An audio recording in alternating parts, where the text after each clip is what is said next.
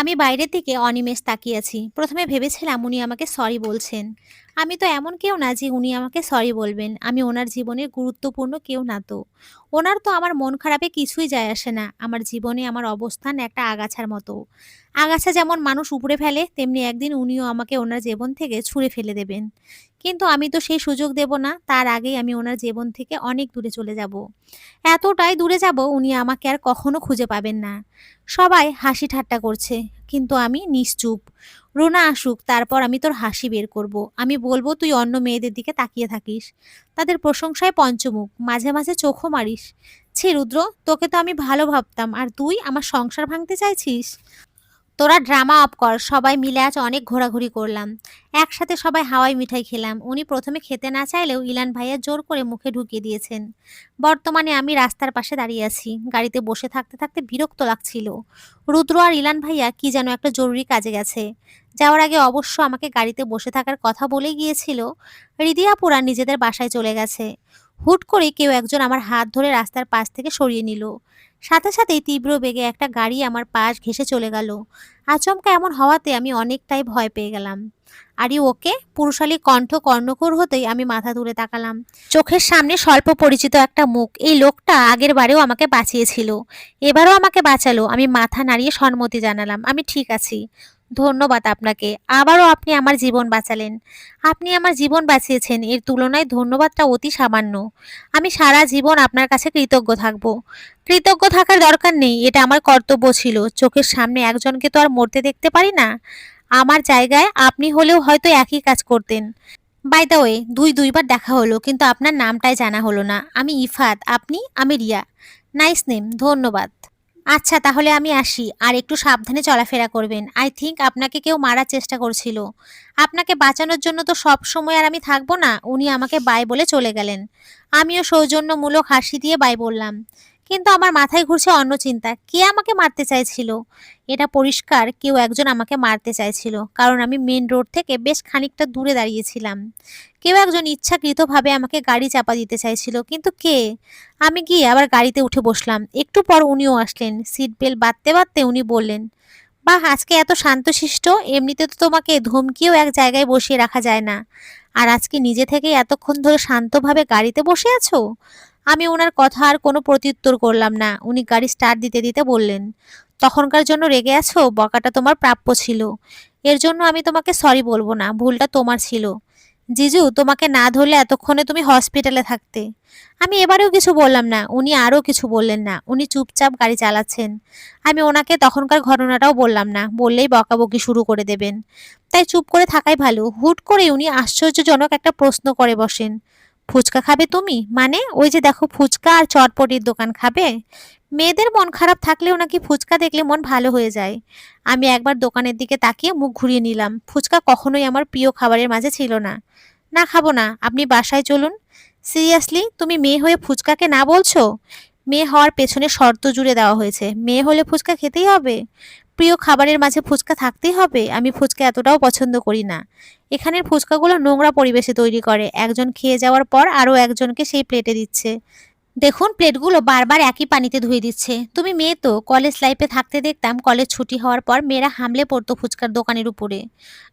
কিছু একটা বলতে গিয়ে উনি থেমে গেলেন, কিন্তু আমি বুঝতে পারছি উনি অরির কথাই বলতে চেয়েছিলেন। ওনার মনটাও খারাপ হয়ে গেছে। আমি হাসি মুখে বললাম, আমি কোনো ট্রিট মিস করি না। আপনি আমাকে ফুচকা ট্রিট দিতে চেয়েছিলেন, যেহেতু আমি ফুচকা পছন্দ করি না, তাই আপনি আমাকে চকলেট ট্রিট দেবেন, না বলতে পারবেন না। যান এক্ষুনি চকলেট নিয়ে আসুন। উনি চলে গেলেন চকলেট নিয়ে আসতে। এরই মাঝে কেটে গেল 2 দিন। বিহান আমার সাথে অনেক চেষ্টা করেছে কথা বলার জন্য, কিন্তু রুদ্রর জন্য সুযোগ পায়নি। বিহান হঠাৎ কেন আমার সাথে দেখা করতে চাইছে, সেই কারণটা সবার কাছে অজানা হলেও আমি জানি। আগামীকাল কোচিংয়ের পরীক্ষা, তাই পড়াশোনা নিয়ে প্রচুর ব্যস্ত। রুদ্র আমাকে একজন টিউটরের মতো গাইড করছে, পড়া না বুঝলে বুঝিয়ে দিচ্ছেন, নোটস করে দিচ্ছেন, যাতে আমার সময় নষ্ট না হয়। যখন যা লাগে সব এনে দিচ্ছেন। এক কথায় উনি ওনার দায়িত্ব পালনে কোনোরূপ ত্রুটি রাখছেন না। নিজেকে একজনের দায়িত্ব মনে হতে হাসি পায়। সত্যিই আমি ওনার কাছে দায়িত্ব ছাড়ার কিছুই না। এসব ভাবনা চিন্তার মাঝে চুলে টান পড়ল। আমি চোখ মুখ কুঁচকে সামনে তাকাতেই রুদ্রকে দেখতে পেলাম। উনি কিছুক্ষণ আগে হসপিটাল থেকে এসেছেন।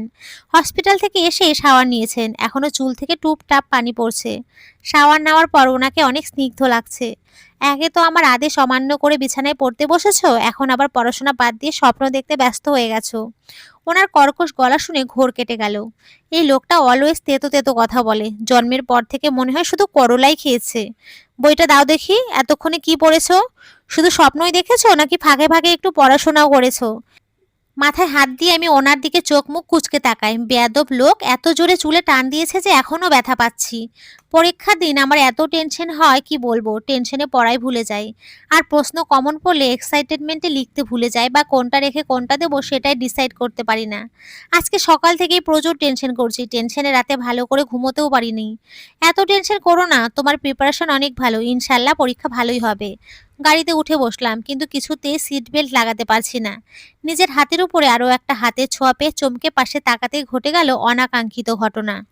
উনি তড়িৎ গতিতে আমার থেকে দূরে সরে গেলেন। আমি ঠোঁটে হাত দিয়ে বসে আছি, দুজনে অনেক অস্বস্তিতে পড়ে গেছি।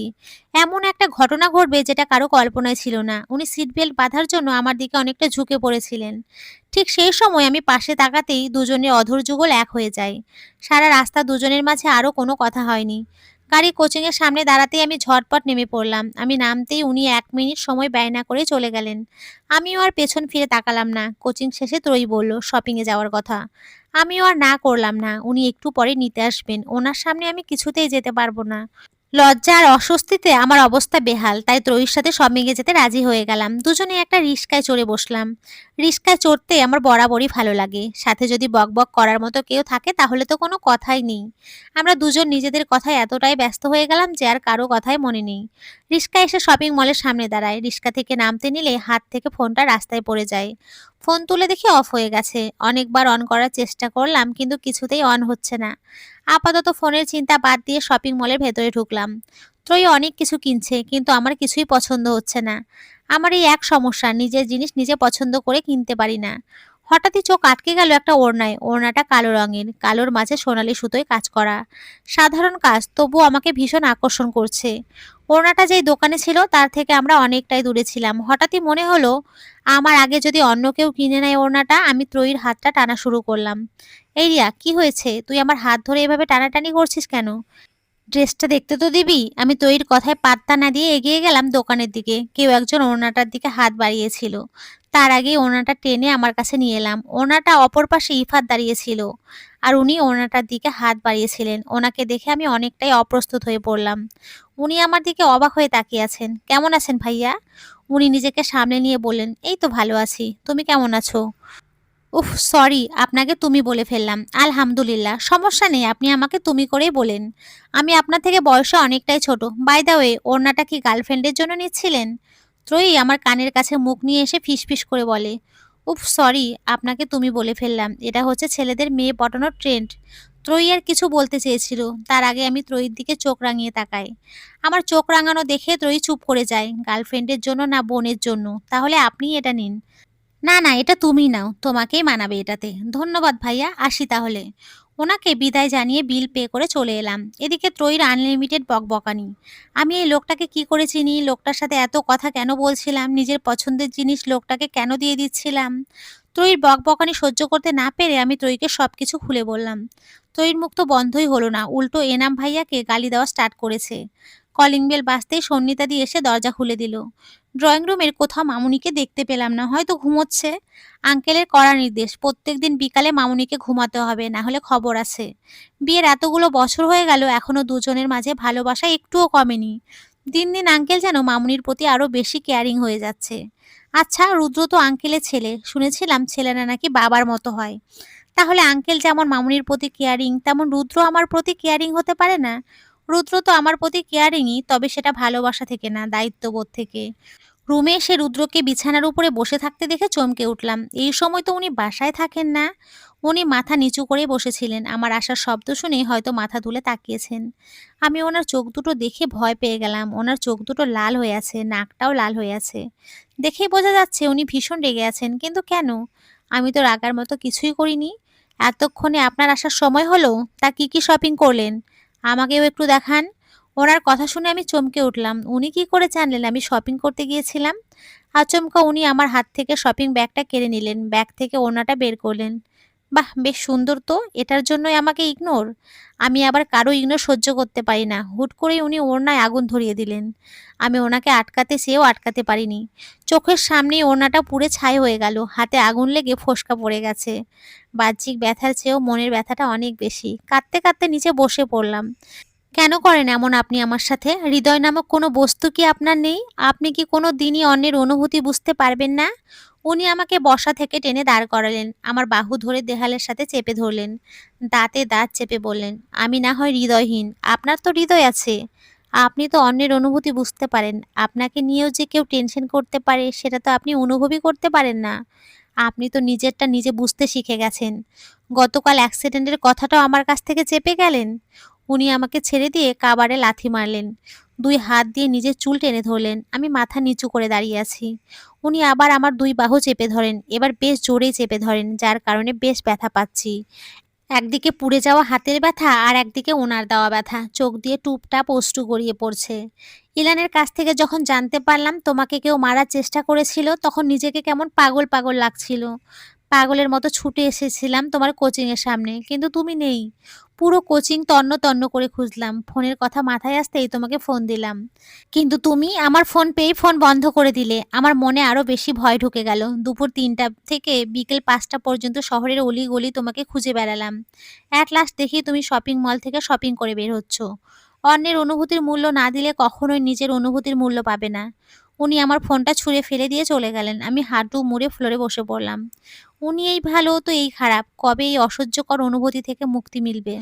হাতে ঠান্ডা কিছু স্পর্শ পেয়ে ধরপড়িয়ে ঘুম থেকে উঠলাম। আমার সামনে রুদ্র বসে আছে। সন্তর্পণে আমার হাতে বার্ন ক্রিম লাগিয়ে দিচ্ছেন।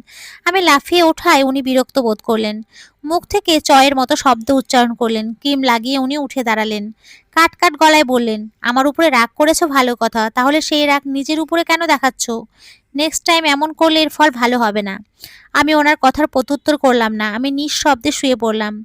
উনিও আমার কাছ থেকে উত্তরের আশা করলেন না। ধূপধাপ পা ফেলে ওয়াশরুম থেকে চলে গেলেন। মিনিট ১০ পরে উনি ওয়াশরুম থেকে এসে আমার পাশে ধপ করে শুয়ে পড়লেন। আমি ওনার দিকে ফিরেও তাকালাম না। ওনার দিকে পিঠ দিয়ে শুয়ে রইলাম। উনি তপ্ত শ্বাস ছেড়ে বললেন, "তুমি অনেক ভাগ্যবান। প্রিয়জন হারানোর ব্যথাটা এখনো অনুভব করনি। প্রিয়জন হারানোর ব্যথাটা কতটা ভয়ঙ্কর যে হারায় সেই বোঝে। বুকের ভেতরটা জ্বলে পুড়ে যায়। শুধু দেহটাই অবহেলায় পড়ে থাকে। প্রাণটা তো তার সাথেই জ্বলে যায়।" আমি চমকে ওনার দিকে তাকালাম। উনি দৃষ্টি উপরের দিকে। ওনার কথা শুনেই বোঝা যাচ্ছে উনি অরি আপুকে কতটা ভালোবাসতেন। বক্ষস্থলে চিনচিনে ব্যথা হচ্ছে। ওনার কথাটা আরো একবার আওড়ে নিলাম। হুট করে উনি প্রিয়জন হারানোর কথা কেন বললেন? আমাকে হারানোর ভয় পান উনি? আমি কি সত্যিই ওনার প্রিয়জন? মন বলে ওঠে, না, তুই শুধুই ওনার দায়িত্ব। আজকে অনেক সকালে ঘুম থেকে উঠেছি। গতকাল ভালো করে পড়া হয়নি। এখন সব পড়াগুলো ভালো করে পড়তে হবে। তুমি কি এখন খাবা না? না। গতকাল রাতেও তো কিছু খাওনি, এখনো খাবে না? আমার আগেই বোঝা উচিত ছিল তোমার মতো তেড়া মেয়ে সোজাভাবে বললে কথা শুনবে না। উনি আমাকে সহ চেয়ারটা নিজের দিকে ঘুরিয়ে নিলেন। আমি ওনার দিকে ঘুরতেই উনি আমার মুখে ডিম ঢুকিয়ে দিলেন। আমি চোখ মুখ কুঁচকে ফেললাম। ডিমের কুসুম আমার বরাবরই অপ্রিয়। ডিমের সাদা অংশ আবার ভীষণ ভালো লাগে। ডিমের কুসুম খেলে অস্বস্তি হয়। কেউ যদি আমার অপ্রিয় জিনিস আমাকে জোর করে খাইয়ে দেয়, তাহলে সেগুলো তো পেটে যায় না, বরং পেটের ভেতর থেকে সবকিছু উগড়ে আসে। আজও তার ব্যতিক্রম হলো না। আমি হাত দিয়ে মুখ চেপে ধরে দৌড়ে ওয়াশরুমে চলে এলাম। গড়গড় করে বমি করে দিলাম। উনিও আমার পেছন পেছন আসলেন। উনি এসে আমাকে পেছন থেকে ধরলেন। আমি ক্লান্ত হয়ে নিজের সমস্ত ভার ওনার উপরে ছেড়ে দিলাম।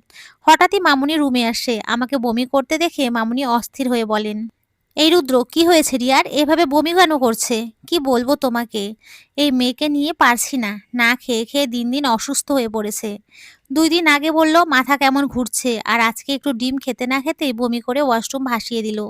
কোন দিন না জানি রাস্তাঘাটে অজ্ঞান হয়ে পড়ে থাকে। এই মেয়েকে নিয়ে টেনশন করতে করতে নিশ্চিত আমি একদিন হার্ট অ্যাটাক করব।" উনি আমাকে ধরতে নিয়ে এসে বিছানায় শুইয়ে দিলেন। অদ্ভুত ব্যাপার, আমি মামুনির চোখে মুখে চিন্তার ছাপের পরিবর্তে খুশির ঝিলিক দেখতে পাচ্ছি। যে ব্যক্তি আমি একটু ব্যথা পেলে টেনশন করে প্রেশার হাই করে ফেলে, আজকে এত কিছু শোনার পরেও খুশি হচ্ছে। বমি করা, মাথা ঘুরোনো, এসব তো প্রেগনেন্সি লক্ষণ। এত তাড়াতাড়ি তোরা যে বাচ্চা নিবি সেটা আমার কল্পনারও বাইরে ছিল।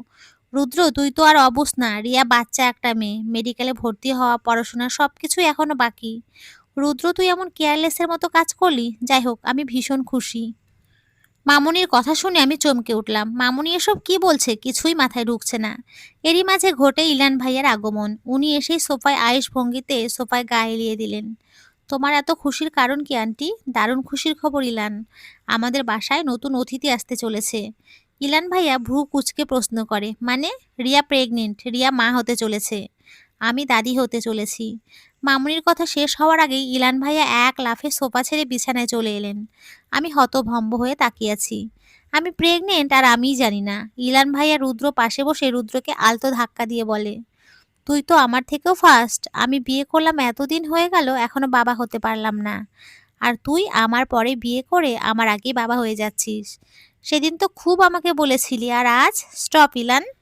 ইলান কেন থামবে? কোনো থামাথামি নেই। আজকে এত বড় একটা খুশির খবর বাড়িতে এসেছে, আজকে আমাদের আনন্দের দিন। আমি তোর বাবাকে, তোর খালামণিকে, রিদিদের সবাইকে জানিয়ে আসি আমার কত কাজ, আমি দাদি হতে যাচ্ছি। বেবির জন্য শপিং করতে হবে, কাঁথা সেলাই করতে হবে, তার আগে আজকে বাসায় একটা পার্টির আয়োজনও করতে হবে। ইলান আমার সাথে আয়, আজকে তোর উপরে অনেক দায়িত্ব, প্রথমবার চাচু হতে যাচ্ছিস। উনি অসহায় মুখ করে মামুনির দিকে তাকিয়ে আছেন। ওনার অসহায় মুখটা দেখলেই আমার হাসি পাচ্ছে। মামুনি কথাগুলো বলে চলে যেতে নিলেই রুদ্র ডাক শুনে থেমে যায়। স্টপ আম্মু, কি হয়েছে? তুমি এত ফাস্ট না দৌড়ে একটু স্লো হাঁটো। তুমি যা ভাবছো তেমন কিছুই না। রিয়া কোনো প্রেগনেন্ট না। আমিও ভুলে গিয়েছিলাম রিয়া ডিমের কুসুম খেতে পারে না।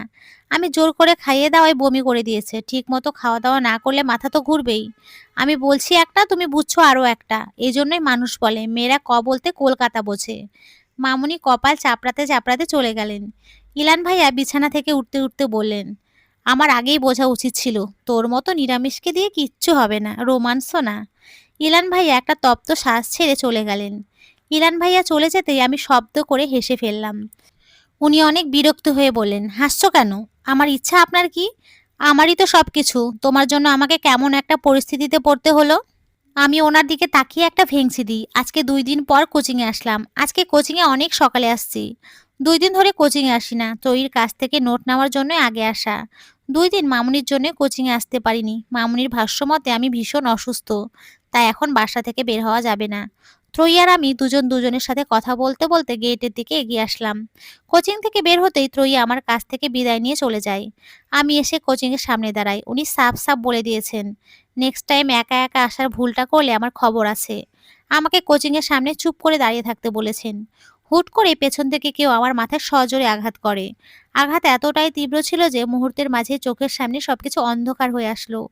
আমি মাথায় হাত দিয়েই ঢলে পড়ে যাই নিচে। চোখ খুলতেই ওনার মুখটা প্রথম দেখতে পাই। ওনার চোখ মুখে দুশ্চিন্তার ছাপ। আমাকে চোখ খুলতে দেখেই উনি গালে হাত গলিয়ে দিয়ে বলে উঠলেন, এখন কেমন লাগছে? আগের থেকে একটু বেটার ফিল করছো? আমি মাথা নাড়িয়ে সায় জানালাম। আমি ওঠার চেষ্টা করতেই উনি আমাকে ধরে বসিয়ে দিলেন। আমি চারিদিকে তাকিয়ে বুঝতে পারলাম এটা হসপিটাল। বাম হাত তুলতে নিলেই হাতে শুকনো ব্যথা অনুভব করলাম। মুখ দিয়ে অস্পষ্ট ভেসে আসলো, আহ সাবধানে, এত নড়াচড়া কেন করছো? আমি এখানে আসলাম কি করে? আমি তো, তুমি এখন অসুস্থ, এসব নিয়ে টেনশন করার কোনো দরকার নেই। বাসার কেউ জানে না তোমার এই অবস্থার কথা। আপনি বলেননি কেন? তারা আমাকে নিয়ে টেনশন করবে না? আমি কতক্ষণ ধরে এখানে আছি? তুমি 2 ঘন্টা ধরে এখানে আছো। বাসায় বলেছি তোমাকে নিয়ে আমি ঘুরতে গেছি। তোমার ভাই শুধু জানে, শাওন ভাই ওষুধ আনতে গেছে। বাসার আর কাউকে কিছু বলিনি। তোমার মা আর আমার মা এই 2 মহিলা জানলে কাঁদতে কাঁদতে নিজেরাই অসুস্থ হয়ে পড়বে। পরে তাদের সামলাবো নাকি তোমাকে সামলাবো? আমি ফিক করে হেসে দিলাম। আমার একটু হাত কেটে গেলে আম্মু আর মামুনি কেঁদে কেঁদে অস্থির হয়ে যায়। মানুষ বলেই মায়ের পর যদি কেউ মায়ের মতো ভালোবাসতে পারে সেটা মায়ের বোন। অনেকের একটা মাও থাকে না, সেদিক থেকে আমি অনেক ভাগ্যবান। আমার দুইটা মা। ভাইয়া হুড়মুড় করে কেবিনে ঢুকলো। কোনো দিকে না তাকিয়ে রুদ্রের দিকে তাকিয়ে প্রশ্ন করে, রিয়ার জ্ঞান ফিরেছে? তুমি নিজেই দেখো না। আমার দিকে তাকিয়েই ভাইয়া একটা জোরে নিঃশ্বাস নিল, যেন এতক্ষণ দমটা আটকে ছিল। বুনু, তুই ঠিক আছিস? তোর কোনো কষ্ট হচ্ছে না তো? কষ্ট হলে কিন্তু আমাকে বলবি। আমি একদম ঠিক আছি, তুমি এত চিন্তা করো না। তোকে কে আঘাত করলো? কার সাথে তোর এত শত্রুতা যে তোর ক্ষতি করতে চায়? রুদ্র ভাইয়াকে থামিয়ে দিয়ে বলল, এখন এসব কথা থাক, এসব নিয়ে পরে কথায় ভালো। ভাইয়া আর কিছু বলল না। মাথায় হাত দিয়ে বুঝতে পারলো মাথায় ব্যান্ডেজ করা হয়েছে। আমি হাঁসফাঁস করছি, আমার এখানে একটুও ভালো লাগছে না। ভাইয়া আর উনি কথা বলছেন। আমি বিরক্ত নিয়ে বললাম, বাসায় যাব কখন? আমার এখানে একটুও ভালো লাগছে না। একটু পরেই আমরা বাসায় চলে যাব। এখন তুমি চুপচাপ শুয়ে থাকো তো। গাড়ি বাসার সামনে এসে দাঁড়াতেই উনি গাড়ি থেকে নেমেই আমাকে কোলে তুলে নিলেন। বিস্ময়ে আমার চোখ বড় বড় হয়ে গেছে। কি করছেন কি? নামান আমাকে। আমি মাথায় আঘাত পেয়েছি, পায়ে না। আমার পা একদম ঠিক আছে। আমি হেঁটেই যেতে পারবো। একদম চুপ। আরো একটা কথা বললে মুখ সেলাই করে দেব। আমার প্রচন্ড রকমের অস্বস্তি হচ্ছে। নিজের বড় ভাইয়ের সামনে নিজের স্বামীর কোলে ওঠার থেকে লজ্জাজনক বিষয় আর কিছুই হতে পারে না। লজ্জায় আমি হাঁসফাঁস করছি। ভাইয়ার দিকে তাকালাম। ভাইয়া ফোন স্ক্রল করতে করতে আমাদের এমনভাবে ক্রস করে গেল যেন আমাদের দেখতেই পায়নি। ভাইয়া আগেই চলে গেল। আমার পেছন পেছন আসছি। ভাইয়া কলিং বেল বাজাতেই মামুনি এসে দরজা খুলে দেয়। মামুনির পেছনে আম্মু আছে। হয়তো ভাইয়াই আম্মুকে এখানে রেখে গেছে। আমাকে ওনার কোলে দেখে আম্মু আর মামুনি অস্থির হয়ে পড়ে। আমার মাথায় ব্যান্ডেজ করা দেখে আম্মু আর মামুনি কান্নাকাটি শুরু করে দিয়েছে। হাজারটা প্রশ্ন করছে, আমি আঘাত পেলাম কি করে, তাদের আগে জানানো হয়নি কেন, ব্লা ব্লা। আমি লজ্জায় এদিক ওদিক তাকাচ্ছি। আমি এখনো ওনার কোলেই আছি। ভাইয়ার সামনেও এতটা লজ্জা লাগেনি আম্মু আর মামুনির সামনে যতটা লাগছে। ভাইয়া আমার অস্বস্তিটা বুঝতে পেরে আম্মু আর মামুনিকে উদ্দেশ্য করে বলে, তোমরা কি আমাদের বাইরে দাঁড় করিয়ে রাখবা? দেখছো মেয়েটা অসুস্থ, তার মাঝে তোমাদের দুই মহিলার হাজারটা প্রশ্ন। আগে ওদের ঢুকতে তো দাও, তারপর প্রশ্ন করো। আম্মু আর মামুনি দরজার সামনে থেকে সরে দাঁড়ায়। উনি আমাকে নিয়ে ভেতরে ঢোকেন। আমাকে সোফায় বসিয়ে দিলেন। এতক্ষণে উনি মুখ খুললেন, এজন্যই তোমাদেরকে বলা হয়নি কিছু না হতে কান্নাকাটি করে তোমরা দুজন বন্যা বানিয়ে দাও। তোমরা অসুস্থ হয়ে পড়লে তোমাদের স্বামীরা আমাদের দুজনকে ধরতো। উনি আর ভাইয়া চলে গেলেন ফ্রেশ হতে। আম্মু আর মামুনি ব্যস্ত হয়ে পড়লো আমাকে নিয়ে। রুদ্র সবাইকে বলেছে শরীর দুর্বল থাকায় আমি মাথা ঘুরে পড়ে গিয়েছিলাম। ঠিক মতো খাওয়া দাওয়া করি নাই বলে সবাই আমাকে হাজারটা কথা শোনালো। আব্বু কিছুক্ষণ আগে চলে গেছে। আমরা বাসায় আসার কিছুক্ষণ পর পরই আব্বু এসেছিল। আব্বু এসে আমার খাওয়া নিয়ে পড়লো। অবশ্য আব্বু আমাকে বকা দেয়নি। আব্বু জানে আব্বু আমাকে বকা দিলে আমি কান্নাকাটি শুরু করে দেব। সেই কান্না থামানোর সাধ্য কারণ নেই। বিছানায় হেলান দিয়ে বইয়ের পাতায় মুখ ডুবিয়ে আছি। উনি ওয়াশরুমে গেছেন। প্রচণ্ড বিরক্তি নিয়ে বইয়ের পাতা উল্টাচ্ছি। আমার এই বিরক্তিকর কারণ হচ্ছে আমার দুই মা। কথায় আছে না, অতিরিক্ত কোনো কিছুই ভালো না। তেমনি ওনাদের অতিরিক্ত সেবায় আমার প্রাণ ওষ্ঠাগত। কিছুক্ষণ পরে উনি টাওয়াল দিয়ে মুখ মুছতে মুছতে ওয়াশরুম থেকে বের হলেন। উনি টাওয়ালটা ব্যালকানিতে মেলে দিয়ে আমার সামনে এসে দাঁড়ালেন। তখনই আম্মু আর মামুনির আগমন ঘটে। ওনাদের পেছনে পেছনে আঙ্কেল আর ভাইয়াও আসে। মামুনি আমার পাশে বসতে বসতে ওনাকে উদ্দেশ্য করে বলেন, রুদ্র, তুই আজকে তোর বাবার সাথে ঘুমা। আমি আর তোর খালামণি আজকে রিয়ার সাথে থাকবো। আঙ্কেল রুদ্রের কাঁধে হাত রেখে বলে, চল আজকে বাপ বেটা একসাথে ঘুমাবো। তার আগে আড্ডা দেব। আঙ্কেলের কথা শুনেই উনি লাফিয়ে আঙ্কেলের থেকে ২ হাত দূরে সরে যান। আম্মু, আমি আব্বুর সাথে ঘুমাবো না। তাহলে শাওনের সাথে ঘুমা। একদমই না। আমি আব্বু বা শাওন ভাইয়া কারোর সাথেই থাকবো না। শাওন ভাই ঘুমের মাঝে শরীরে হাত পা তুলে দেয়। আর আব্বু আঙ্কেলের দিকে তাকিয়ে রুদ্র থেমে যায়। মামুনি কিছুক্ষণ ভেবে বলে, বাসায় তো রুমের অভাব ছিল না, কিন্তু সব রুমই তো অপরিষ্কার। থাকা হয় না তো, সব সময় খালিই পড়ে থাকে। শাওন, তুই তোর আঙ্কেলের সাথে থাক, রুদ্র একাই থাকুক। তোমার জামাইয়ের সাথে আমি কিছুতেই থাকবো না। মনে আছে ৩ বছর আগে আব্বু আর আম্মুর বিবাহবার্ষিকীর দিন আমি আর আঙ্কেল একসাথে ছিলাম। জানো না তো ওইদিন আঙ্কেল আমাকে তুমি ভেবে জড়িয়ে ধরে কি কি বলেছে, আমার বলতেও শরম করে। ভাইয়ার কথা শুনে আঙ্কেল কাঁদতে কাঁদতে রুম থেকে বের হয়ে যান। আমরা সবাই হেসে দেই। রুদ্রও মুচকি মুচকি হাসছে। এই প্রথম আমি ওনাকে হাসতে দেখলাম। হাসলে ওনাকে ভীষণ সুন্দর লাগে। হঠাৎই উনি গম্ভীর হয়ে বলে উঠলেন, থাকা নিয়ে চিন্তা করতে হবে না। আমি আজকে বাসায় থাকবো না, আমার নাইট ডিউটি আছে। এখনই হসপিটালে যেতে হবে, আমি আসছি। এই বলে উনি বেরিয়ে গেলেন। ওনার পেছন পেছন ভাইয়াও চলে গেল। এখন দুপুর ২টো বাজে। এতক্ষণে ফোনে গেম খেলছিলাম। চরম বিরক্তি নিয়ে ফোনটা রেখে দিলাম। গেম খেলতে ভালো লাগছে না। আমি রুদ্রের দিকে তাকালাম। কি নিশ্চিন্তে উনি ঘুমাচ্ছেন। আমার নজর বারবার ওনার কানের নিচে তিলটার দিকে যাচ্ছে। তিলটা আমাকে খুব টানছে। আচ্ছা, এখন তো উনি ঘুমোচ্ছে, একটু ছুঁয়ে দিলে নিশ্চয়ই খুব বড় ক্ষতি হয়ে যাবে না?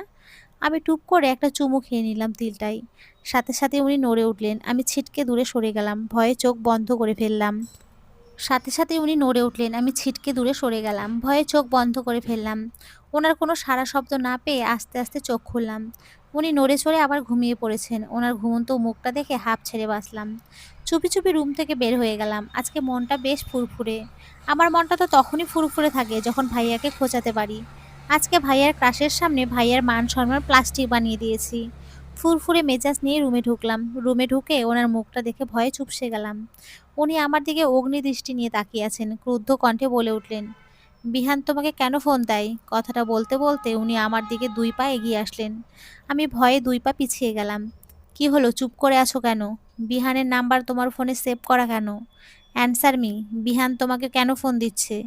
আমি তো বিহানের নাম্বারটা নিজের ফোন থেকে ডিলিট করতেই ভুলে গিয়েছিলাম। এটা নিয়ে এখন উনি রাগ দেখাবেন। নিজের হতবুদ্ধির জন্য নিজেকেই গালি দিতে ইচ্ছে করছে। আমি আমতা আমতা করে বললাম, আমি কি করে বলবো?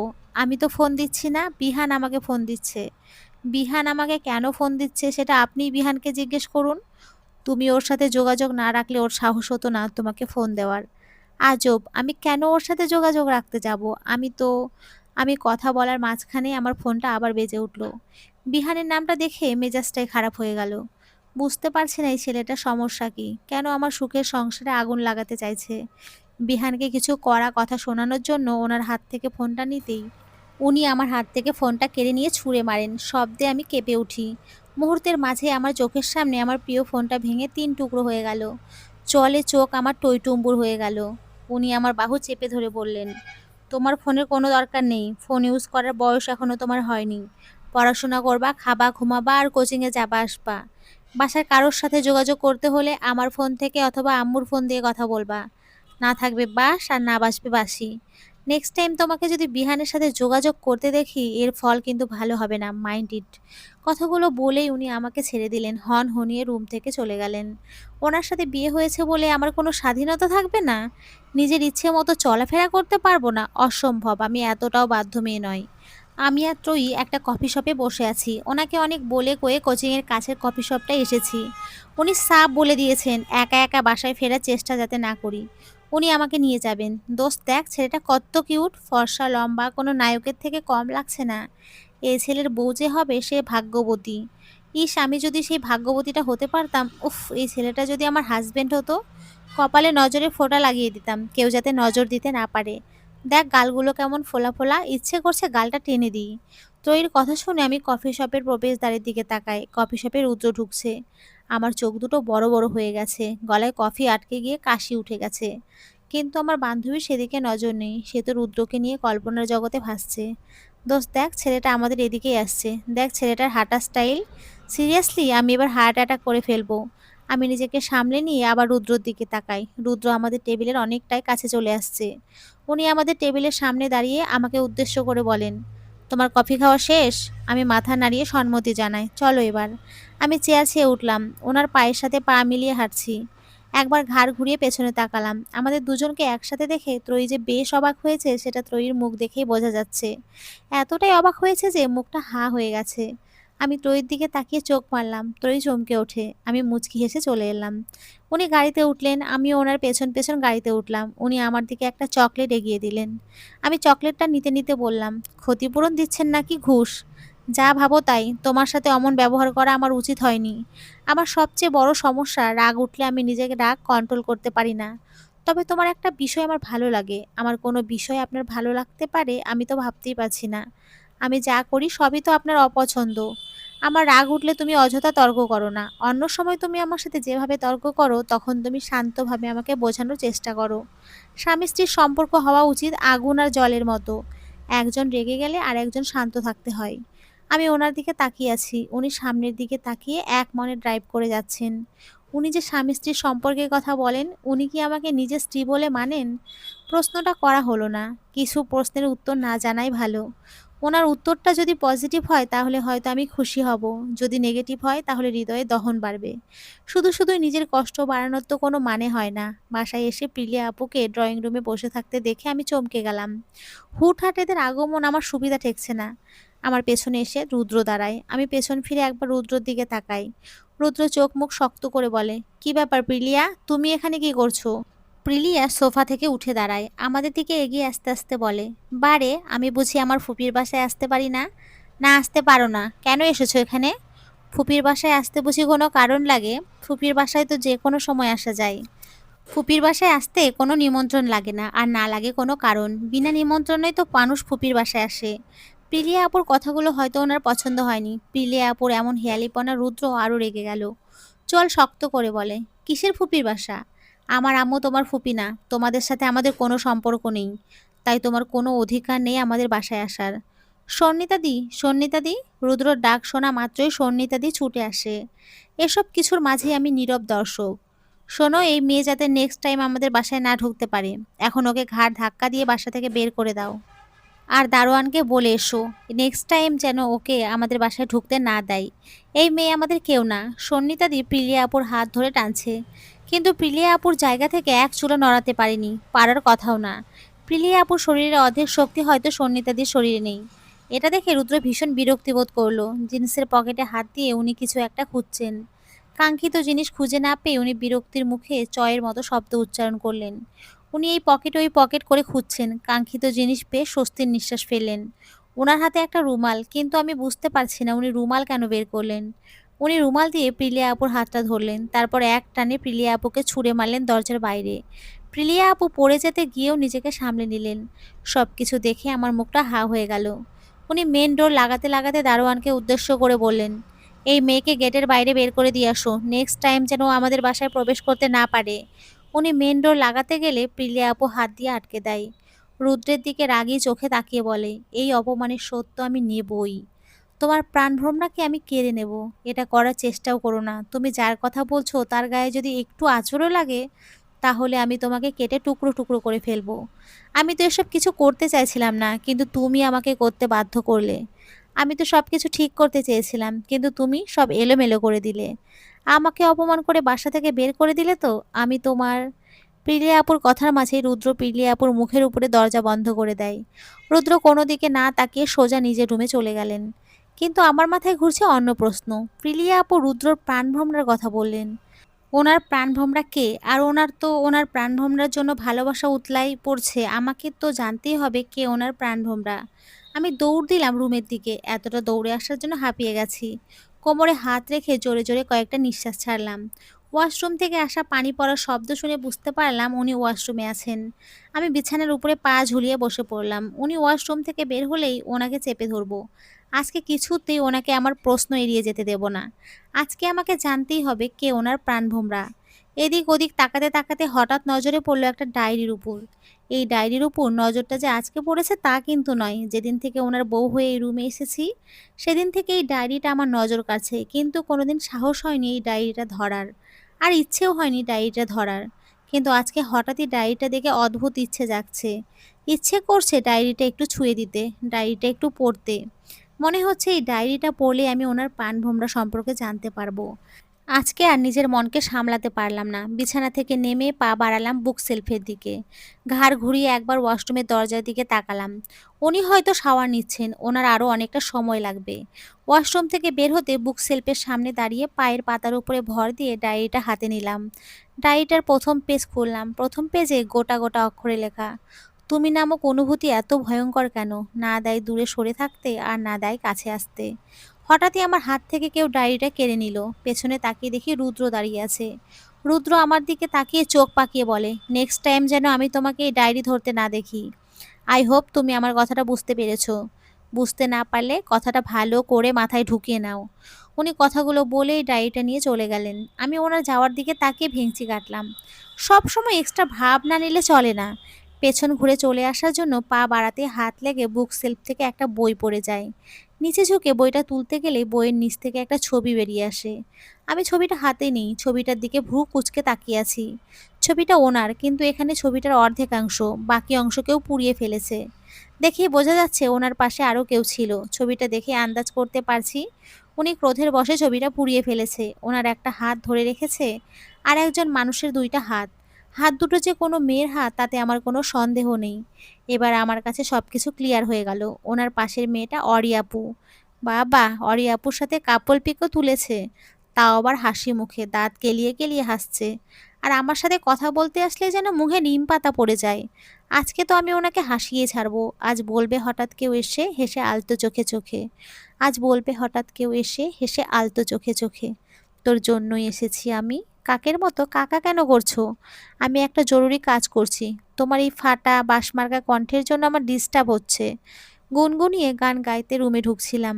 ওনার কর্কশ গলা শুনে আমি থেমে গেলাম। পর মুহূর্তেই ওনার বলা কথাগুলো কর্ণকুহর হতেই মাথায় ধপ করে আগুন জ্বলে উঠল। উনি আমাকে অপমান করছেন, আমার কণ্ঠকে অপমান করছেন। আমি ওনার দিকে তেড়ে গিয়ে বললাম, আপনি কি বললেন? আর একবার বলুন তো। কেন শুনতে পাওনি? কানে কম শোনো? আমি কাকের মতো কাকা করি? আমার কণ্ঠ ফাটা বাঁশ? আপনি আমাকে এত বড় অপমান করলেন। অপমান কোথায় করলাম? যাহা সত্য তাহাই বললাম। আপনি দিন দিন কেমন ঝগড়াটে হয়ে যাচ্ছেন। তোমার মতো একটা মেয়ের সাথে থাকলে যে কেউ ঝগড়াটে হয়ে যাবে। আমি ওনার দিকে চোখ পাকিয়ে তাকালাম। মাথায় একটা বুদ্ধি আসতেই আমি ওনার দিকে তাকিয়ে বাঁকা হাসলাম। আমি ওনার শরীরে সুড়সুড়ি দিতে দিতে শুরু করলাম। প্রায় মিনিট ৫ এর মতো আমি ওনাকে সুড়সুড়ি দিলাম, কিন্তু ওনার কিছুই হলো না। একটু হাসলেনও না। যেভাবে বসেছিলেন সেভাবেই বসে আছেন। উনি আমার দিকে তাকিয়ে বাঁকা হেসে বললেন, এবার আমার টান মানে? আমি কারো কাছে ঋণী হয়ে থাকতে চাই না। আমি বাকিতে বিশ্বাসী নই, নগদে বিশ্বাস। আমি কারোর কাছে ধার রাখি না। কথাগুলো বলেই উনি আমাকে সুড়সুড়ি দিতে শুরু করলেন। ওনার কিছু না হলেও আমার অবস্থা বেগতিক। হাসতে হাসতে আমি বিছানায় গড়াগড়ি খাচ্ছি। ওনাকে থামতে বলছি, কিন্তু উনি থামছেনই না। তোমার হাসির মতো তোমার কণ্ঠও অনেক ভয়ঙ্কর। আপনি আবারও আমার কণ্ঠকে অপমান করছেন। আপনি জানেন কত ছেলে আমার এই কণ্ঠের প্রশংসা করছে? কত ছেলে আমার এই কণ্ঠ শুনে প্রেমে পড়ে গেছে? হঠাৎই উনি রেগে গিয়ে আমার হাত দুটো বিছানার সাথে চেপে ধরেন। হঠাৎ ওনার রেগে যাওয়ার কারণটা আমি বুঝতে পারছি না। ওনার এমন হুটহাট আক্রমণে কোনোদিন না জানি আমি হার্ট অ্যাটাক করে ফেলি। উনি তীক্ষ্ণ কণ্ঠে বলেন, তুমি। উনি ওনার কথা আর সম্পূর্ণ করতে পারলেন না, তার আগে ওনার ফোনটা বেজে ওঠে। উনি আমার এক হাত ছেড়ে দিয়ে ফোনটা বের করলেন। ফোনের স্ক্রিনে এক পলক তাকিয়ে উনি আমাকে ছেড়ে দিলেন। ফোনটা নিয়ে ঝটপট ব্যালকানিতে চলে গেলেন। উনি ব্যালকানিতে চলে যেতেই আমি হাঁপ ছেড়ে বাঁচলাম। এতক্ষণ যেন দমটা আটকে ছিল। কতক্ষণ ধরে লাফাচ্ছি ফুলটা পাড়ার জন্য, কিন্তু কিছুতেই লাগাল পাচ্ছি না। এই বাসার সামনে একটা মোটামুটি বড় একটা বাগান আছে, বিভিন্ন ফুল গাছে ভরপুর। ফুল আমার বরাবরই প্রিয়, বেলি ফুল একটু বেশি প্রিয়। হুট করে ইচ্ছে জাগলো বেলি ফুলের মালা গাঁথার। নিজের ইচ্ছেকে প্রাধান্য দিয়ে ফুল পাড়তে এসেছিলাম, কিন্তু হাত দিয়ে ফুল কিছুতেই নাগাল পাচ্ছি না। হুট করে কারো হাসির শব্দ শুনে আমি ভয় পেয়ে গেলাম। হাসির শব্দটা একদমই অপরিচিত। আমি ঘাড় ঘুরিয়ে পেছনে তাকাই। আমার থেকে একটু দূরে রুদ্র দাঁড়িয়ে আছেন, বুকে ২ হাত গুজে দেয়ালের সাথে হেলান দিয়ে দাঁড়িয়ে আছেন। আমি চোখ বড় বড় করে ওনার দিকে তাকিয়ে আছি। উনি যে হাসতেও পারেন সেটা আমার অজানা ছিল। ত্রয়ীর মতো আজকে আমারও মনে হচ্ছে উনি এত কিউট কেন? ওনার হাসিতে আমি ফিদা হয়ে গেলাম। উফ! এই মানুষটা এত পারফেক্ট কেন? ওনার সবকিছুই নিখুঁত। হাসলেও যে একটা মানুষকে এত সুন্দর লাগতে পারে তা আমার জানা ছিল না। ইচ্ছে করছে কপালে একটা নজরে ফোঁটা দিয়ে দেই, যাতে কেউ নজর দিতে না পারে। উনি আমার দিকে এগিয়ে আসতে আসতে বলেন, তোমার মতো আঙ্গুর সাইজ মেয়ে এই ফুল নাগাল পাবে না। আমি গাল ফুলিয়ে ওনার দিকে তাকাই। উনি কিউট না, আস্ত একটা বজ্জাত। আমাকে পিঞ্চ মেরে কথা বলার একটা সুযোগও উনি ছাড়েন না। আমি চলে আসতে নিলে উনি আমাকে ডেকে ওঠেন, কি হলো, ফুল নিবা না? না, এই ফুলগুলো দেখতে ভালো না। আমার কথা শুনে উনি আরো বেশি হাসা শুরু করে দিয়েছেন, যেন আমি কোনো জোকস বলেছি। উনি হাসতে হাসতে আমার উদ্দেশ্য বললেন, তোমার অবস্থা হয়েছে শেয়ালের মতো, আঙ্গুর ফল টক। আমি ওনার দিকে তাকিয়ে রাগে কটমট করতে করতে বলি, আমার কোচিংয়ের সময় হয়ে গেছে, আপনি কি নিয়ে যাবেন নাকি আমি একাই চলে যাব? আজকে আমার কোথাও যেতে যেতে ইচ্ছে করছে না, তুমি একাই চলে যাও। যেতে পারবা তো একা? রাস্তা চিনবা? তুমি তো আবার পিচ্ছি, রাস্তা টাস্তাও হারিয়ে ফেলতে পারো। আমি ওনার দিকে চোখ রাঙিয়ে তাকাই, তারপর শব্দ করে হেঁটে চলে আসি। শব্দ করে হেঁটে আসার উদ্দেশ্য হলো ওনাকে বোঝানো আমি ভীষণ রেগে আছি। উনি নিয়ে আসবেন না বলেও নিয়ে আসছেন। আমি প্রথমে ওনার সাথে না আসতে চাইলে উনি বলেন, তোমাকে নিয়ে রিস্ক নেওয়া যাবে না। বউ গেলে বউ পাওয়া যাবে, কিন্তু এমন কিউট বউ পাওয়া যাবে না। কোচিংয়ে আসতেই ত্রয়ীর বকবক শুরু হয়ে গেছে। ওর কথাটাকে পাত্তা না দিয়ে ক্লাসে চলে আসি। স্যার ক্লাস করাচ্ছেন, হঠাৎ করে কেউ গুঁতা মারলো। পাশে তাকিয়ে দেখি ত্রয়ী। আমি ইশারায় জিজ্ঞেস করি, কি হয়েছে? ত্রয়ী ফিসফিস করে বলে, ওই ছেলেটা তোর কে হয় বল না প্লিজ। আমি ত্রয়ীর দিকে চোখ রাঙিয়ে তাকাই। আমার চোখ রাঙানো দেখে ত্রয়ী চুপ করে যায়। অতঃপর মনোযোগ সহকারে সবগুলো ক্লাস শেষ করি। ক্লাস থেকে ভাব নিয়ে বের হলাম। ত্রয়ী তখন থেকে একই প্রশ্ন করে যাচ্ছে। আমি ত্রয়ীর প্রশ্নের উত্তর না দিয়ে একটু বেশি ভাব নিয়ে হাঁটছি। তুই এত ভাব নিচ্ছিস কেন? বল না ছেলেটাকে। আমি বেশ ভাব নিয়ে বললাম, আমার খালাতো ভাই। আমার কথা শুনে ত্রয়ী অবাক হয়ে যায়, অবিশ্বাসের সুরে বলে, তুই সত্যি বলছিস রিয়া? আমার বিশ্বাসই হচ্ছে না, ওই কিউট ছেলেটা তোর খালাতো ভাই। আমি জ্ঞান হারাবো। আল্লাহ, এই মাইয়া রুদ্র আমার খালাতো ভাই, এটা শুনে জ্ঞান হারানোর মতো ভাব করছে। যদি শুনতো রুদ্র আমার হাজবেন্ড তাহলে হয়তো হার্ট অ্যাটাক করতো। এত সুন্দর খালাতো ভাই থাকতে তুই সিঙ্গেল? আমার বিশ্বাসই হচ্ছে না। রিয়া, সত্যি করে বলতো, তোর খালাতো ভাইয়ের সাথে তোর কোনো চক্কর টক্কর চলছে না তো? এত সুন্দর একটা ছেলে চোখের সামনে থাকলে সিঙ্গেল থাকা অসম্ভব। বোন, সবাই তো আর তোর মতো না, রাস্তাঘাটে যাকে দেখিস তাকে দেখেই ক্রাশ খাস। বাইক আছে এমন ছেলে দেখলে তো তুই পাগল হয়ে যাস। হোয়াটে বাইক, হোয়াটে বাইক বলে চিৎকার শুরু করিস। তোর আব্বু আসছে তোকে নিতে, যা এখান থেকে এখন ফুট। আজকে তোকে কথা শুনে আমি একটুও রাগ করলাম না। তোর খালাতো ভাইকে আমার ভীষণ ভালো লাগছে। ওনাকে পটাতে তুই আমাকে সাহায্য করবি। কথাগুলো বলে লজ্জা লজ্জা মুখ করে ত্রয়ী চলে গেল। আমি ত্রয়ী যাওয়ার দিকে আহাম্মকের মতো তাকিয়ে আছি। আমার জামাইকে পটানোর জন্য আমার কাছে হেল্প চাইছে। মামুনি রান্না করছে আর আমি মনোযোগ সহকারে মটরশুঁটি থেকে খোসা ছাড়াচ্ছি। এটা করতে আমার ভীষণ ভালো লাগে। মামুনি হঠাৎ বলে ওঠেন, আমার রুদ্রটা আবার আগের মতো হয়ে যাচ্ছে, সেই চঞ্চল, দুরন্ত আর হাস্যোজ্জ্বল। আমি কতদিন পর আজকে ওকে প্রাণ খুলে হাসতে দেখলাম। সবই তোর জন্যই সম্ভব। তোর সাথে কেউ কিছুদিন থাকার পর কিছুতেই গম্ভীর মুখে থাকতে পারবে না। তুই ম্যাজিক জানিস সবাইকে হাসি খুশি রাখার। আর তোমার ছেলের সাথে থাকার পর কেউ হাসি মুখে থাকতেই পারে না। ওনার বাতাস আমার গায়েও লাগছে। না জানি কোন দিন আমি হাসতে ভুলে যাই। একটানা 2 ঘন্টা ধরে মুখস্থ করে যাচ্ছি, কিন্তু পড়া কিছুতেই শেষ হচ্ছে না। চুলে কারো স্পর্শ পেয়ে ঘাড় ঘুরিয়ে পেছনে তাকাই। কি করছেন আপনি? হুস, তুমি তোমার পড়া পড়ো। আমার কাজে ডিস্টার্ব করো না, আর আমার কাজে তোমার কোনো ডিস্টার্ব হবে না। উনি আমার চুল নিয়ে নাড়াচাড়া করছেন। আমি আবার পড়ায় মনোনিবেশ করলাম। খোপায় কিছু একটা লাগালেন। আগে থেকেই চুলগুলো খোপা করা থাকেই, ওনাকে আর নতুন করে খোপা করতে হয়নি। নাকে বেলি ফুলের ঘ্রাণ আসতেই খোপায় হাত দেই। খোপায় মালা জাতীয় কিছু একটা পরিয়ে দিয়েছেন। উনি ওনার কাজ শেষ করে বললেন, পারফেক্ট। আমি গিয়ে ড্রেসিং টেবিলের সামনে দাঁড়ালাম। আয়নার সামনে ঘুরে ঘুরে বেলি ফুলের গাজরাটা দেখতে লাগলাম। অসম্ভব সুন্দর গাজরাটা। উনি ওনার ফোনের দিকে তাকিয়ে বললেন, এত রাতে ইলান কেন ফোন দিল? কল রিসিভ না করলে বুঝবেন কি করে? হয়তো কোনো দরকার। ফোনটা রিসিভ করুন আর স্পিকারে দিন, আমিও কথা বলবো। উনি ফোনটা রিসিভ করে স্পিকারে দেন। উনি ভ্রু কুঁচকে বলেন, তোর আশেপাশে এত গাড়ির আওয়াজ শোনা যাচ্ছে কেন? তুই এখন কোথায়? ব্রিজের উপরে দাঁড়িয়ে আছি। তুই ব্রিজের উপরে সুসাইড টুসাইড করতে গেছিস নাকি? ফাজলামি বাদ দে। আমি নিজের অনুভূতি প্রকাশ করতে এসেছি। অনুভূতি প্রকাশ করার জন্য ব্রিজের উপরে যেতে হয়? ভাই, আমি বাবা হতে চলেছি। I can't believe this. নিউজটা শোনার পর আমি পাথর হয়ে গিয়েছিলাম। নিজের কানকে বিশ্বাসই করতে পারছিলাম না।